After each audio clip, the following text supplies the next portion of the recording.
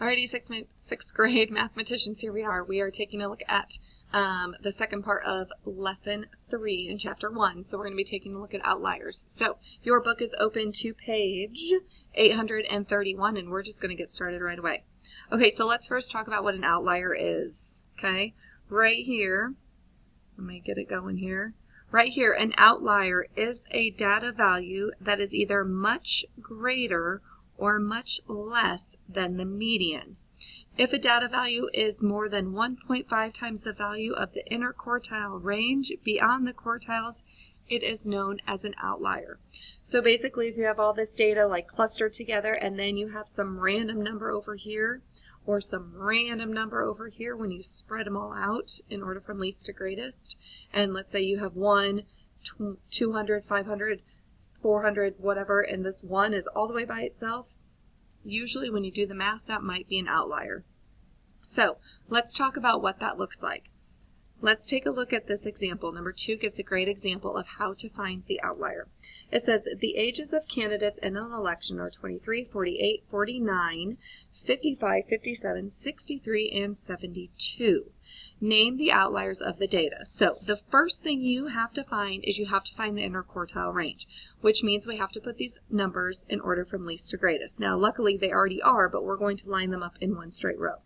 So 23, 48, 49, 55, 57, 63, and 72.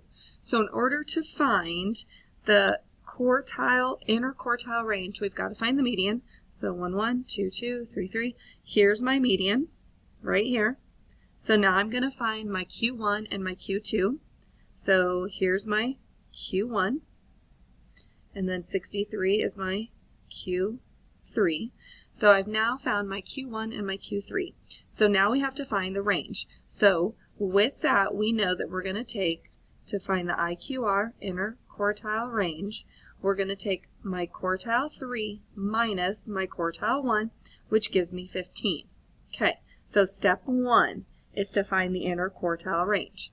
Step 2, right here, is to multiply the inner quartile range by 1.5.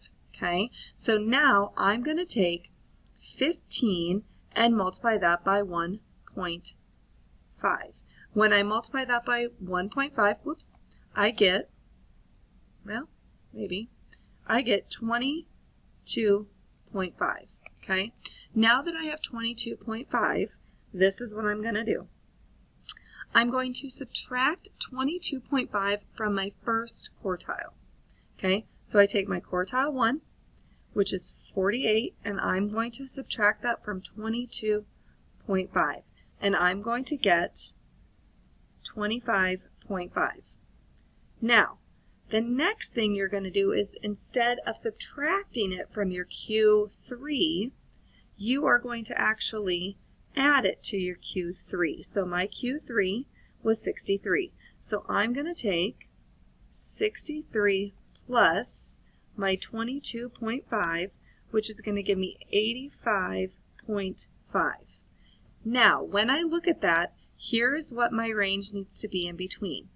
My range needs to be in between 25.5 and 85.5. So when I look at my numbers must fall, in order for them to not be an outlier, my numbers must fall between these numbers. Now, when I look at my data right here, the only one that I can see that does not fall within that range is 23.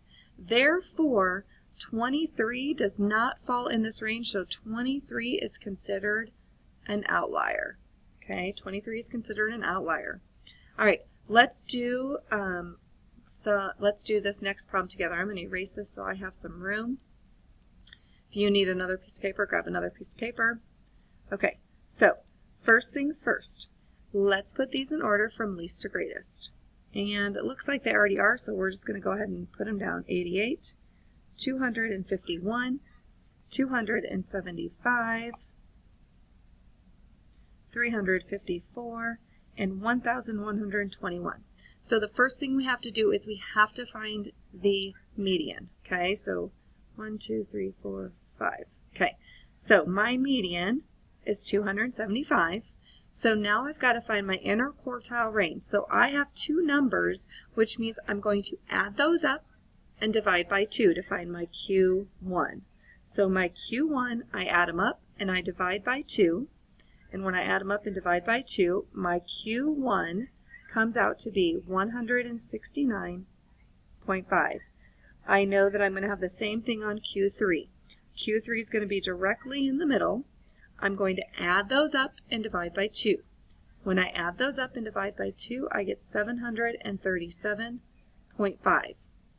Okay, so now we have to find the inner quartile range, because number 1, right here, says find the inner quartile range. So we need to find the inner quartile range, IQR. So we're going to take 737.5 minus 169.5. When I do that, and I take those and I subtract them, I'm going to get 568. Okay, now that I have the inner quartile range, step 2, so that was step 1. Step 2 is to take that number, my inner quartile range, and multiply it by 1.5. So I multiply it by 1.5 and I get 852. Okay, so far so good. All right, so I found my inner quartile range. I just take my inner quartile range and I multiply that by 1.5. Next, we're going to start with our Q1. So step 3, taking a look at Q1. We are going to subtract my inner quartile range, my Q1, minus my 852. So this means I'm going to take 169.5 minus 852. Now we're going to get a negative number, and that's okay. So negative 682.5. The next one, we're going to take our Q3, which is 737.5, and we're going to add the 852 to that, which gives me 1,589.5, which means my range of numbers must fall between these two pieces of data. Okay, so it's got to be between those pieces of data. I see 88, which is fine because it's not negative, so that's still good. So this one goes through, all those go through, and then I see 1,121. Now, all of those numbers fall within that range, so on this one, we do not have an outlier, so we write none. Okay? All right, next, let's flip over to this page where we talked about identify the outliers on this one. Okay, so remember, step 1, okay, we have our Q1 and our Q2, okay, so we're going to take our inner quartile range, our IQR, which our inner quartile range is, which we've already found was 1.9, okay, so our inner quartile range was 1.9. The second thing, we take our 1.9 and we multiply that by 1.5, which gives us 2.85. Okay, now we're going to take 2.85 and subtract it from our first quartile, so 76 or 7.6 minus 2.85, which is going to give us 4.75. Then we're going to take our Q3 and we're going to add the 2.85. So our Q3 we said was 9.5, and we're going to add the 2.85, which gives us 12.35. So I'm going to look for numbers that fall between this, to this. So I'm looking for numbers that fall between 4.75 through 12.35.